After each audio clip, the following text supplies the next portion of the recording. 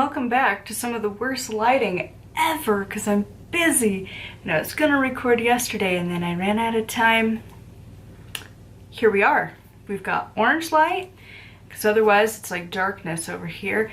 Then we have the sun, and if I move then the sun, and it's blinding and it's awful. So this is why I do not record this time of day. But here we are.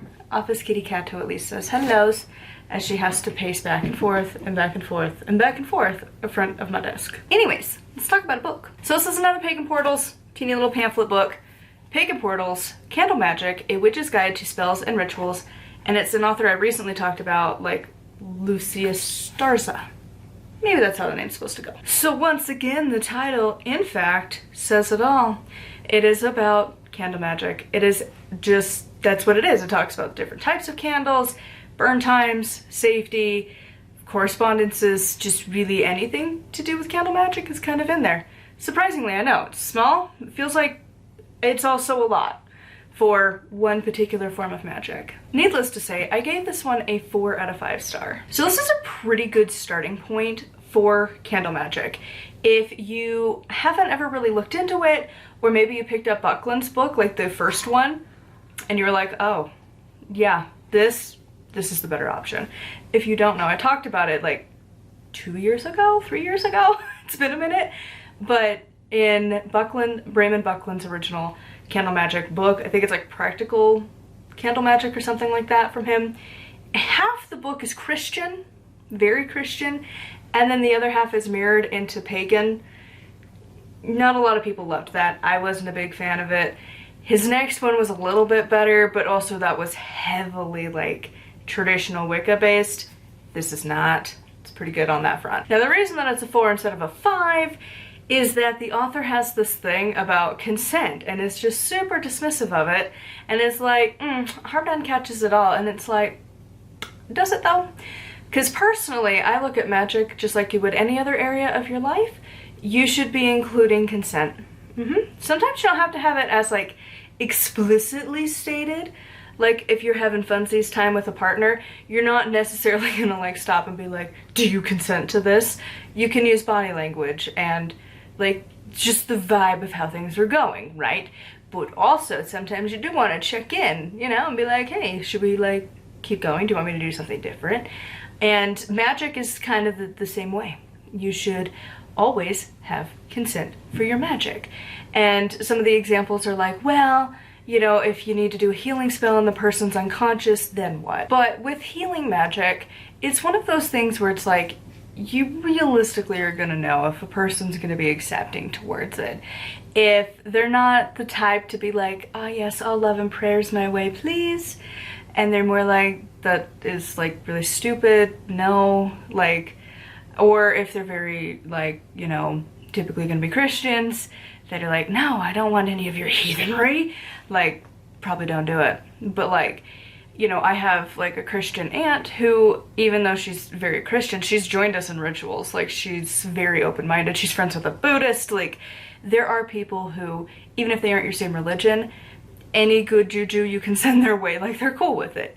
Those people, you don't necessarily be like, do you consent? Like, you know, you've already established that. Again, consenting, right?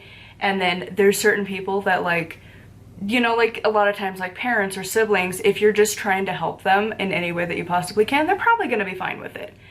But then comes the line of like love magic, you know, or cursing, and it gets into a gray area. And I don't know, the author was just very dismissive of the concerns with consent, which I didn't really like. I feel like it shouldn't be a big deal to really emphasize consent in magic. That should just not be a big deal. It should be like just a given. You should work towards that at all times. Especially if you're gonna follow the harm none law, you have to pull your end of that too, not just put it as a little clause at the end. Also, there's my usual issues with this book that happen in a lot of them. Zero conclusion, you're just reading and then suddenly you're at the end and you're like, oh, okay, there's not.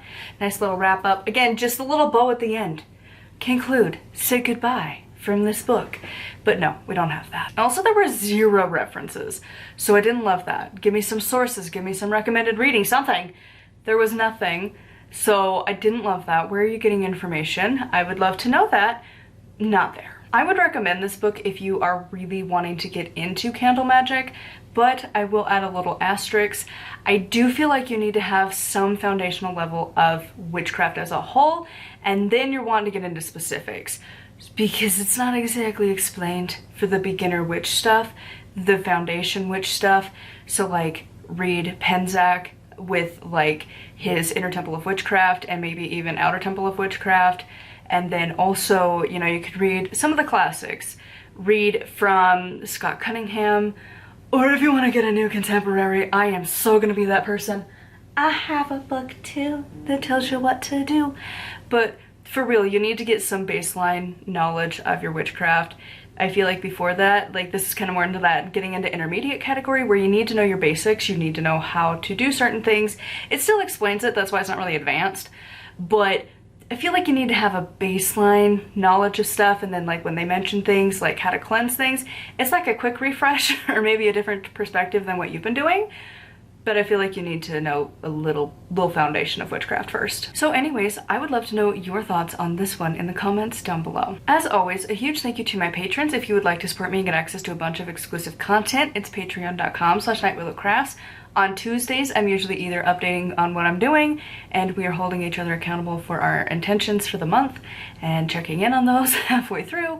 And then also I do every other week of that, I am doing exclusive book talks. We talk about a variety of different things on different books of all varieties, self-help, Norse, all kinds of things. And then on Thursdays, I post my audiobook. So if you want to listen to me read my book to you, please do. It was a lot of work. I don't love it. I like having it done, but much like the actual writing process, I don't love it. And I just like the end result, but the getting there sucks. So please, listen to it. Enjoy me reading my book. And on Saturdays, that is when I talk about whatever I am learning in my own witchery. Sometimes it's just random little snippets of things, and sometimes it is going through like STOW from Penzak, his third book in his witchcraft training series, his mystery series. So yeah, stuff going up all the time. So if you want to check it out, it's always linked down below. Of course, here on the main channel, thank you so much for liking and subscribing and commenting. It appeases the algorithm gods so that you know that in fact I post every single day. Sometimes I try and post at the same time every day. If it happens every single time at the same time, you know I'm ahead.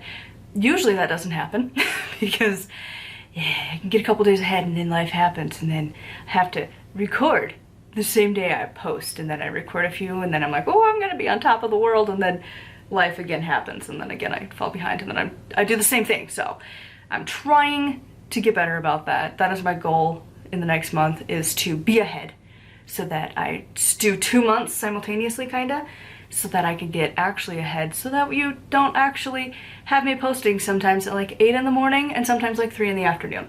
It's just consistent, working towards that.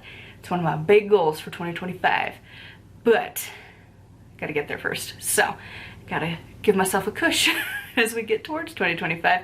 Yeah, I'm already working on the final bits for the year. Yeah, is it still August? Yep. Am I thinking of everything for November right now? Yep, we're there. Yeah. So anyways, make sure to subscribe. I guess you can ring the bell or whatever so you notify, but also I post every day, so just like check out the channel once a day. So anyways, till next time, thank you so much for coming along, and blessed be.